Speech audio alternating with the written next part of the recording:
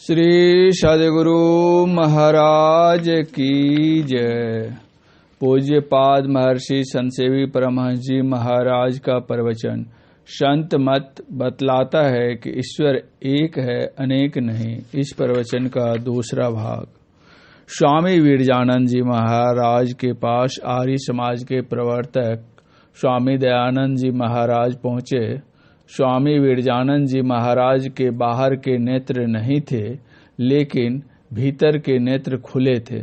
जब स्वामी दयानंद जी महाराज ने उनको प्रणाम किया तो उन्होंने पूछा, कौन?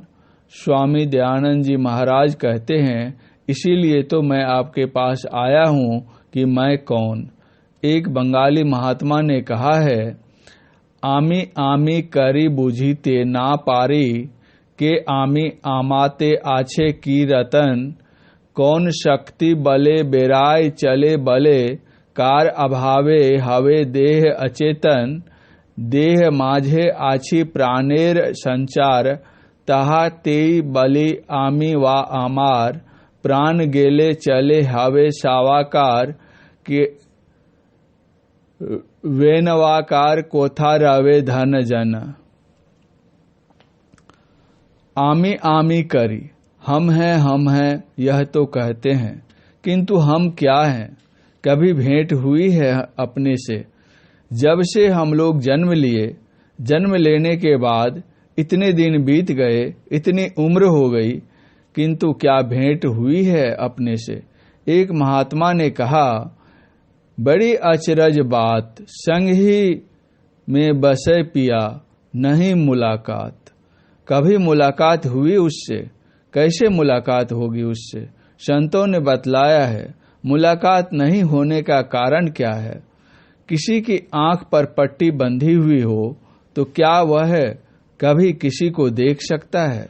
अथवा आंख में देखने की शक्ति रहने पर भी यदि हम रंगीन शीशे का चश्मा पहने हुए हैं तो क्या हम संसार के सभी रूप देख सकते हैं? उस समय तो हमें चश्मे के रंग के अनुरूप रंग ही मालूम पड़ेगा। इसी प्रकार हमारे ऊपर पट्टी और चश्मा दोनों लगे हुए हैं। ये पट्टी और चश्मा क्या है? शरीर रूपी पट्टी और इंद्रिय रूप चश्मा है। चेतन आत्मा के ऊपर में स्थूल सूक्ष्म कारण महाकारण ये चार जड़ शरीर हैं। ये चार जरावरण हैं। इनके बाद भी एक आवरण है जिसको चेतन कहते हैं। ये पट्टियां हैं। इन पट्टियों को हम हटावें। यह चेतन आवरण शीशे के सदृश है। इसके इस पार से उस पार तक देखा जाता है। जैसे किसी जौहरी की दुकान पर या स्वर्णकार की दुकान पर हम जाते हैं, उनकी शीशे की अलमारी में हम बाहर से देखते हैं कि अमुक अमुक जेवर हैं, किंतु उसका स्पर्श हम नहीं कर पाते। उसी प्रकार यह चेतन का आवरण है। इस आवरण में रहकर हम ईश्वर दर्शन कर सकते हैं, किंतु एकाकार नहीं हो सकते। एकाकार तभी होंगे जब यह चेतन आवरण भी हट जाए। चेतन आवरण के हट जाने पर फिर जीव पीव में भिन्नता नहीं रह जाती, दोनों मिलकर एक हो जाते हैं। मुंडकोपनिषद कहती है, यथा नद्यः स्यन्द मानाः समुद्रे स्तंग गच्छन्ति नाम रूपे विहाय तथा विद्वानाम रूपादिमुक्तः पराद परंग पुरुष मुपैति दिव्यम। जिस प्रकार निरंतर बहती हुई नदियां अपने नाम रूप को त्याग कर समुद्र में अस्त हो जाती हैं, उसी प्रकार विद्वान नाम रूप से मुक्त होकर परात पर दिव्य पुरुष को प्राप्त हो जाता है। तात्पर्य यह है कि नाम रूप का अवलंब लेकर अनामी और आरोपी तक पहुंच जाते हैं। जिस नदी का जल समुद्र में जाकर मिल जाता है, उस जल की संज्ञा नदी न होकर नदीश हो जाती है। उसी प्रकार जब जीवात्मा परमात्मा से मिल जाता है तो वह जीवात्मा नहीं रहकर परमात्मा हो जाता है। गोस्वामी जी ने लिखा है, सरिता जल जल निधि मह जाई होई अचल जिमि जीव हरि पाई। जिस तरह सरिता का जल समुद्र में जाकर स्थिर हो जाता है, उसी प्रकार यह जीव उसे परम प्रभु परमात्मा को पाकर अस्थिर हो जाता है। उसका आवागमन छूट जाता है। जब तक जीव परमात्मा को पाकर अस्थिर नहीं हो जाता है, तब तक पुनरपि जननं पुनरपि मरणम पुनरपि जननी जठरे शयनम का भोग भोगता रहता है। जीव का जब तक संसार में आना जाना बना रहेगा, तब तक वह नाना योनियों के विभिन्न प्रकार के दुखों का अनुभव करता रहेगा, विभिन्न प्रकार के कष्टों का अनुभव करेगा, विभिन्न प्रकार के विपत्तियों का अनुभव करेगा। हमारे प्रातः स्मरणीय परम पूज्य अनंत श्री विभूषित महर्षि में ही परमहंस जी महाराज के शब्दों में हम कह सकेंगे, एक ईश्वर पर जो विश्वास करते हैं, किसी भी क्षण किसी भी समय जो उनकी याद करते हैं, ईश्वर की उन पर दया होती है। यह संत मत बतलाता है। ईश्वर अनेक नहीं, एक ही एक हैं और उन तक जाने का रास्ता भी एक ही है। कुछ लोग कहते हैं रांची स्टेशन जाने के लिए सब तरफ से रास्ते हैं, उत्तर से, दक्षिण से, पूरब से और पश्चिम से भी, चारों कोनों से भी। इस तरह ईश्वर तक जाने के रास्ते भी अनेक हैं। वास्तव में उनके पास जाने का रास्ता एक है और वह बाहर संसार में नहीं है, सबके अंदर अंदर है। एक फकीर ने कहा है, बेहोश ये इंसान से यह ख्याल जुदा है, जाहिर में है मोहम्मद, बातिन में खुदा है। उनका कथन है, अगर तुम ईश्वर के पास जाना चाहते हो तो अपने अंदर चलो, बाहर में जो कुछ तुमको मिलेगा वह माइक पदार्थ मिलेगा। इसलिए यदि ईश्वर के पास जाना चाहते हो तो अपने अंदर चलो। अंदर में कैसे चलोगे, इसका यत्न संतों ने बतलाया है। हमारी जितनी इंद्रियां हैं बाहर में संसार की वस्तुओं को ग्रहण करती है। इन इंद्रियों की धारों को समेटो।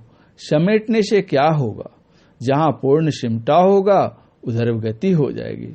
संत कबीर साहब ने कहा है, सूरत फंसी संसार में, ताते पड़ी गा दूर, सूरत बांधी सु अस्थिर करो, आठों पहर हुजूर। हमारी वृत्तियां विश्वों में फैली हुई हैं। इन वृत्तियों को समेट कर एकाग्र करें। गुरु प्रदत्त क्रिया विशेष द्वारा निर्दिष्ट स्थान पर स्थिर करें। जिस किसी चीज का सिमटाव होता है, चाहे वह कठिन हो, तरल हो व वाष्पीय कुछ भी हो, उसकी उधर्व गति स्वाभाविक होती है। यहाँ जितने बिछावन फैले हुए हैं उनको समेटिए। ऊपर उठने की जरूरत नहीं, स्वाभाविक जिस स्तर पर हैं उस स्तर से ऊपर उठ जाएंगे। उन वृत्तियों को समेटने की कला से यदि हम समेटेंगे तो जिस धरातल पर हम हैं उससे ऊपर उठ जाएंगे। किस धरातल पर हम हैं? लोग कहेंगे इस शरीर में हम हैं। इस शरीर में हैं तो कहाँ हैं? विचार कर देखिए। यदि हम बाहर खोजते हैं तो आंखें खोलकर खोजते हैं। बाहर का उल्टा होता है भीतर। तब भीतर की चीजों को खोजने के लिए क्या करना होगा?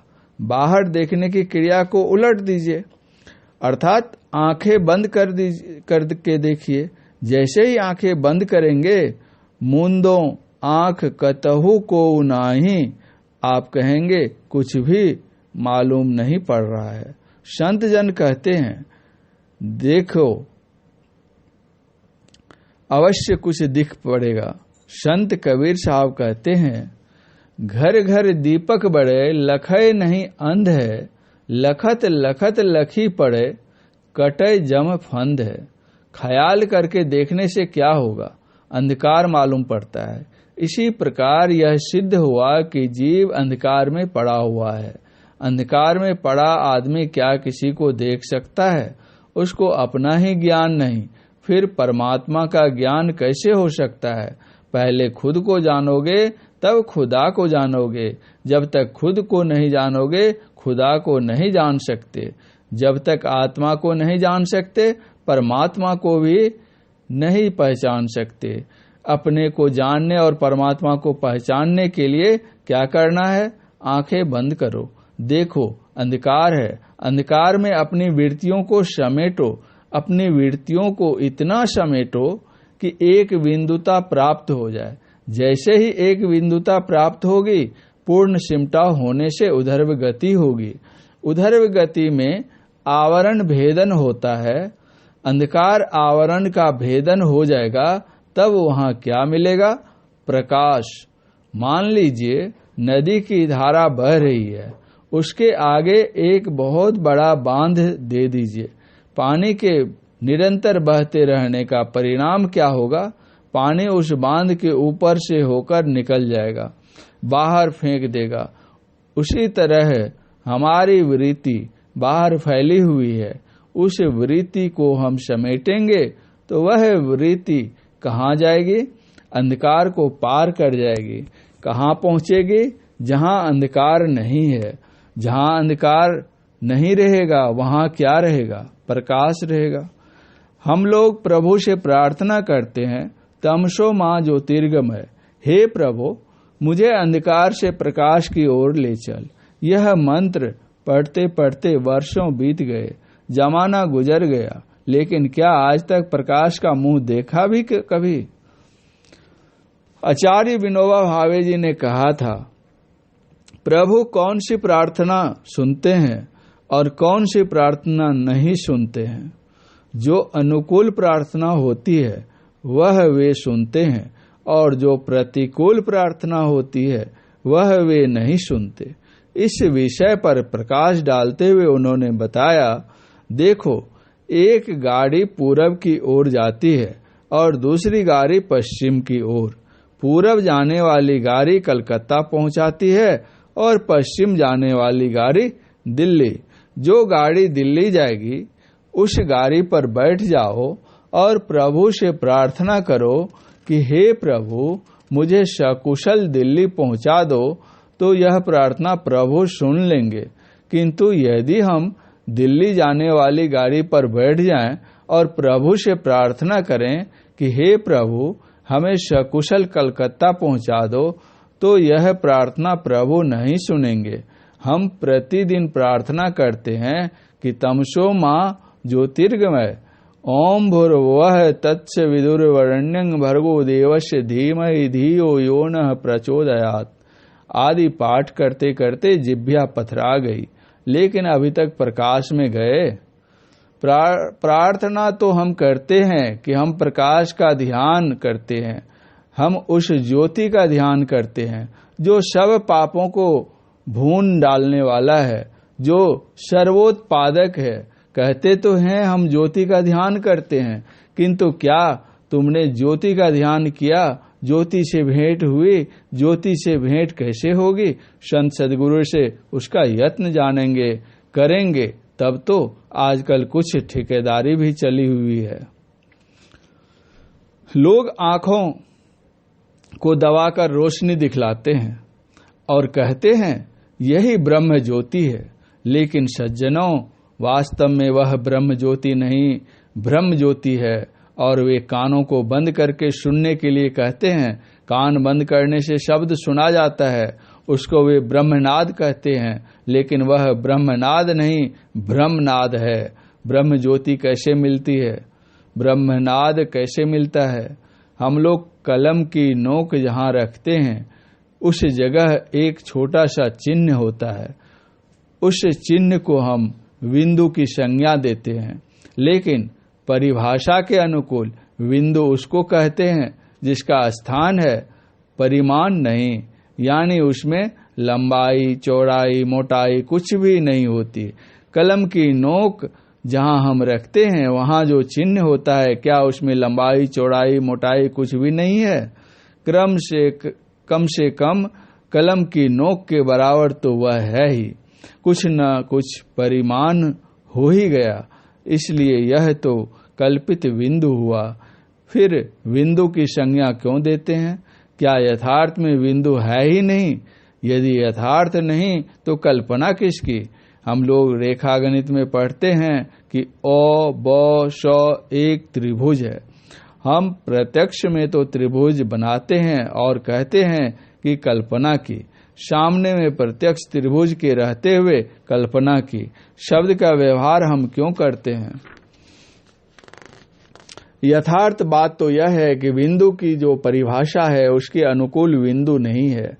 कलम की नोक जहां रखी जाती है वहां छोटे से छोटा जो चिन्ह होता है उसको हमने बिंदु की संज्ञा दे दी और उसी को खींचकर लंबा कर दिया तो उसको रेखा कह दिया। रेखा की परिभाषा के अनुकूल रेखा में लंबाई होनी चाहिए, चौड़ाई नहीं। तो क्या उस रेखा में चौड़ाई नहीं है? निश्चित रूप से कुछ न कुछ चौड़ाई रहती है उसमें। लंबाई के अतिरिक्त उसके पार्श्व स्थान को ढकने वाली उसकी चौड़ाई कहलाती है। एक ऐसा लगता है इस दृष्टि को अपनाकर विद्वानों ने कल्पित बिंदु से बनी रेखा के त्रिभुज को कल्पना ही कहा है। ऐसी परिस्थिति में प्रश्नोदय होता है कि क्या यथार्थ बिंदु होता ही नहीं? यह तो सफलतापूर्वक समझा जा सकता है कि जब तक किसी का अस्तित्व नहीं हो तब तक उसकी नकल हो ही नहीं सकती, यानी बिना असल के नकल कैसी? सही बिंदु अवश्य है। सही बिंदु क्या है? रेखा गणित बतलाता है कि दो रेखाओं का मिलन एक बिंदु पर होता है। हमारी दृष्टि की दो धारें हैं, इनमें लंबाई है किंतु चौड़ाई नहीं है। यहाँ से आप तक और आप हम तक देख लेते हैं, पर क्या हम उस रेखा व धार को देखते हैं? जब तक रेखा नहीं है आपको हम देखते कैसे हैं? अतएव दृष्टि की धार से लंबाई है किंतु चौड़ाई नहीं है। यहाँ से सूर्य तक आप देख लीजिए, आपकी दृष्टि धार उतनी लंबी हो गई लेकिन इसमें चौड़ाई नहीं है। दो दृष्टि की धारों का मिलन जहाँ होगा वहाँ बिंदु उत्पन्न हो जाएगा। हम लोग कलम जहाँ रखते हैं उस छोटे से चिन्ह को बिंदु कहते हैं। यह बिंदु कैसा होता है? कलम में जो स्याही होती है उसी रंग का वह होता है। काली स्याही रहने से काला चिन्ह, लाल स्याही रहने से लाल चिन्ह आदि। इसी तरह हमारी दृष्टि की धारें जहाँ मिलेंगी वहाँ कैसा चिन्ह होगा? हम लोगों की दृष्टि प्रकाशमयी है, इसलिए वहाँ प्रकाशमय बिंदु उत्पन्न होगा। जो अपने को बिंदु पर प्रतिष्ठित करेगा पूर्ण सिमटाव के कारण उसके उधर गति होगी और वह अंधकार से प्रकाश में चला जाएगा। और जो कोई प्रकाश में प्रतिष्ठित होता है उसको स्वाभाविक शब्द सुनने में आता है। बिंदु पीठं विनिर्विद्य नादलिंगमुपस्थितम। संत पलटू साहब ने कहा है, बिंदु में तह नाद बोले रैण दिवस सुभावनम। संत तुलसी साहब ने कहा है, गगन द्वार दिशे एक तारा अनहद नाद सुनय झनकारा। तथा क्यों भटकता फिर रहा तो ए तलाशे यार में, रास्ता शहरग में है दिलवर पे जाने के लिए। परम प्रभु परमात्मा के पास जाना चाहते हो तो उसका रास्ता शहरग में है। शहरग को संस्कृत में सुषुम्ना कहते हैं। कुरान मजीद के पहले पन्ने में आप पढ़ेंगे, या अल्लाह परवरदिगार मुझे सीधा रास्ता दिखा, मुझे वह रास्ता दिखा जिस पर तुमने मेहर की है, वह रास्ता मुझे नहीं दिखा जिस पर तुमने आक्रोश किया है। हजरत मोहम्मद साहब सीधा रास्ता बतलाने के लिए आए थे। होगा फजल दरगाह तक खौफो खतर की जा नहीं, सीधे चला जाना वहां मुर्शद ने यह फतवा दिया। मंजिले मकसूद तक सीधे चला जाना है, कहीं भटकने की जरूरत नहीं, कहीं भटकने की जरूरत नहीं, कहीं अटकने की जरूरत नहीं। वह सीधा रास्ता आपके अंदर है, आपके अंदर है, सबके अंदर है। अंधकार से प्रकाश में जाइए, प्रकाश में जाएंगे तो शब्द मिलेगा जिसको ब्रह्मनाद कहते हैं। दृष्टि साधन क्रिया करते करते अंतर्नाद की अनुभूति होती है। वहाँ क्या मिलेगा? एक फकीर ने कहा है, गोश वातिन हो कुशादा, जो करे कुछ दिन अमल, ला इल्लाह अल्लाह हो अकबर पे जाने के लिए। परम प्रभु परमात्मा निरूपम है, उसकी कोई उपमा नहीं दी जा सकती। वह एक ही एक है, उसकी समानता का कोई नहीं है। उनसे बढ़कर तो कोई क्या हो सकता है? जो कोई शगलेन शिरा की साधना करते हैं तो एक सुई दिल होता है और खुदा का नूर झलकने लगता है। जिगर वह हुस्न एक सुई का मंजर याद है अब तक, निगाहों का सिमटना ओ हुजूमे नूर हो जाना। अगर कोई निगाहों को सिमटाता है, एकाग्र करता है, तो वह प्रकाश में प्रतिष्ठित हो जाता है। उसके अंदर के कान खुल जाते हैं और वह आवाज़े गैब को सुनता है। जो प्रतिदिन उसका अभ्यास करता है, कुछ दिनों तक अमल अभ्यास करता रहता है, तो वह उस शब्द को पाता है जो उसको परम प्रभु परमात्मा के पास ले जाता है और परवरदिगार से मिला देता है। ईश्वर के पास जाने का यही रास्ता है। अंधकार से प्रकाश में जाओ, प्रकाश से शब्द में जाओ और शब्द धार को पकड़कर सर्वाधार परम प्रभु परमात्मा तक पहुंच जाओ। शब्द धार के लिए बाइबल में लिखा है, in the beginning was the word, the word was with God and the word was God. आरंभ में शब्द था, शब्द ईश्वर के साथ था और शब्द ही ईश्वर था। उस शब्द को पकड़ो। इसी को संत कबीर साहब ने कहा है, साधो भाई जीवत ही करो आशा, जीवत समझे जीवत बूझे जीवत मुक्ति निवासा। उसी शब्द की साधना कीजिए। गुरु नानक देव जी महाराज की वाणी में भी पाते हैं, यथा शब्द ततु बीर्ज संसार, शब्दो निरालसु अपर अपार, शब्द विचारी तरे बहुभेषा, नानक भेदु न शब्द अलेशा, शब्द सुरति भया प्रगाशा, शब को करे शब्द की आशा, पंथी पंखी सियों नित राता, नानक शब्द शब्द पछाता, हाट बाट शब्द का खेलू, बिनु शब्द क्यों होवे मेलू, सारी सृष्टि शब्द के पाछे, नानक शब्द घटे घटी आछे। संत दादू दयाल जी महाराज ने कहा, पंच उपना शब्द थे, शब्द पंच सो होय, साई मेरे सब किया बुझे बिरला कोय। जो इस आदि शब्द को पकड़ता है वह परम प्रभु परमात्मा को पाता है। इसी शब्द के लिए योग शास्त्र में लिखा है, तस्य वाच कह प्रणव है। परम प्रभु परमात्मा वाच्य है और उसका वाचक है प्रणव। उसी को स्फोट, ओम, उद्गीत, सतनाम आदि संज्ञाओं से अभिहित करते हैं। शब्द में यह स्वाभाविक गुण है कि वह अपने केंद्र पर खींचता है। अंधेरी रात हो, एक जगह पर खड़े हो जाइए और तू करके कुत्ता को पुकारिए, कुत्ता आपके पास चला आएगा। क्यों? इसलिए कि आपकी आवाज आपके पास से कुत्ते के पास गई है, इसलिए कुत्ता आवाज सुनते सुनते आपके पास आ गया। उसी तरह जो शब्द परम प्रभु परमात्मा की ओर से आपके पास आया हुआ है, उस शब्द को यदि आप पकड़ेंगे तो कहाँ जाएंगे? परम प्रभु परमात्मा के पास। इसलिए ईश्वर के पास जाने का यह एक सहज रास्ता है, सरल रास्ता है, सुगम रास्ता है और कोई रास्ता नहीं है। यजुर्वेद कहता है, वेदाहमेतं पुरुषं महान्तमादिर वर्णं तमसः प्रस्तात् तमेव विदित्वाति मृत्युमेति नान्यो पंथा विद्यते नाय। यजुर्वेद अध्याय 31-18। वेद कहता है न अन्य पंथा, अर्थात और कोई दूसरा रास्ता है ही नहीं। यही उपदेश भगवान श्री कृष्ण ने अर्जुन को दिया, जो श्रीमद् भागवत गीता के 8वें अध्याय में लिखा है,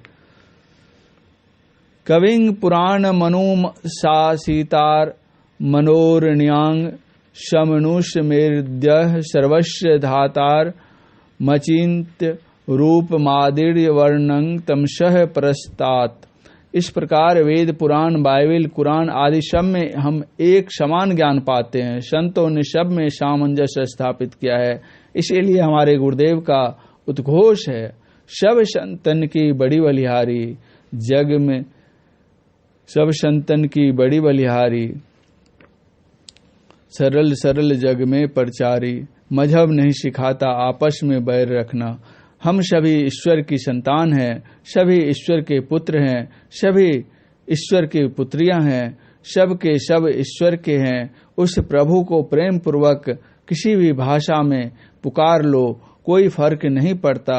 अवश्य ही ईश्वर पाने की जो साधना है, जो क्रिया है, उसको यथार्थ में समझो और मनोयोग पूर्वक करो। क्या गृहस्थ, क्या विरक्त, क्या धनी, क्या निर्धन, क्या विद्वान, क्या अविद्वान, क्या इस देश के, क्या उस देश के, या किसी भी देश के, या किसी भी भेष के, या क्या स्त्री, क्या पुरुष, इसको जो कोई करना चाहेंगे सबके लिए ईश्वर का द्वार खुला हुआ है। हमारे परम पूज्य गुरुदेव का उद्गार है, जितने मनुष्य तनधारी हैं प्रभु भक्ति कर सकते सभी।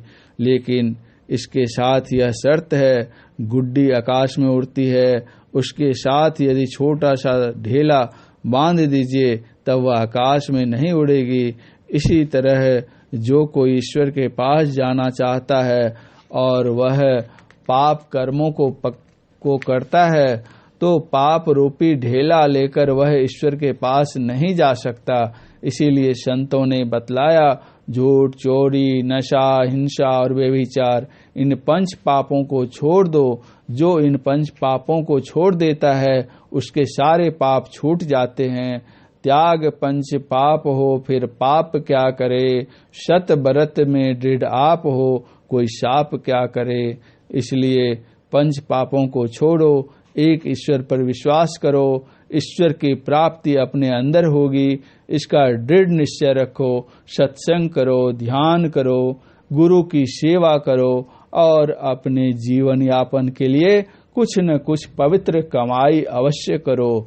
जो तुम्हारी योग्यता है उस योग्यता के अनुरूप अपने परिवार का भरण पोषण करो। तुमसे बन सके तो समाज की सेवा करो, देश की सेवा करो, परोपकार में, ईश्वर भजन में अपने को लगा दो। तन मन धन तीनों से सेवा करो। संतों के उपदेश का सार थोड़ी सी शब्दों में आप लोगों को कहा। परम पूज्य महर्षि संतसेवी परमहंस जी महाराज का यह प्रवचन हरमंदिर खूंटी रांची में दिनांक 26/8/1988 ईस्वी के प्रातःकालीन सत्संग में हुआ था। श्री सद्गुरु महाराज की जय।